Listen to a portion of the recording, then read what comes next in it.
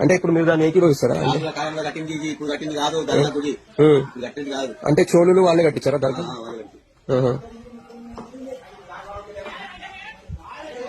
కాదు చెప్పండి, అంటే దీని విశేషం ఏంటి, ఉపయోగం ఏంటి?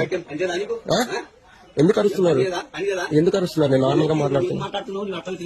నేను నార్మల్ గా అయ్యో ఏం అర్థం చేసుకోవాలి, నేను మంచిగా సో ఇట్లా జరిగిన వెంటనే ఒక 10 మంది వచ్చారనమాట. 10 మంది. సో 10 మందిలో సగం మంది టీనేజ్ లో ఉన్న వాళ్ళే. ఆయన హిస్టరీ అయితే ఎందుకు కోపడ్డాడు? నిజం చెప్పచ్చు కదా, మీ గుళ్ళని కూల్చేశాము, నేను ఇక్కడ దర్గా కట్టుకున్నాను, నిజం చెప్పచ్చు కదా. చెప్పరు. ఇప్పుడు కూడా మారకపోతే ఇంకో 100 ఏళ్ల తర్వాత కూడా మన నోరు ముయించేస్తాం, మన నోరు మూసుకొని నాకు వస్తుంది. ఒకళ్ళు క్వశ్చన్ చేయడం స్టార్ట్ చేస్తే స్టార్ట్ చేయాలి. దయచేసి ఈ వీడియోని స్ప్రెడ్ చేయండి. మనం దాదాపుగా హైదరాబాద్ లో చాలా చోట్ల చూస్తాం.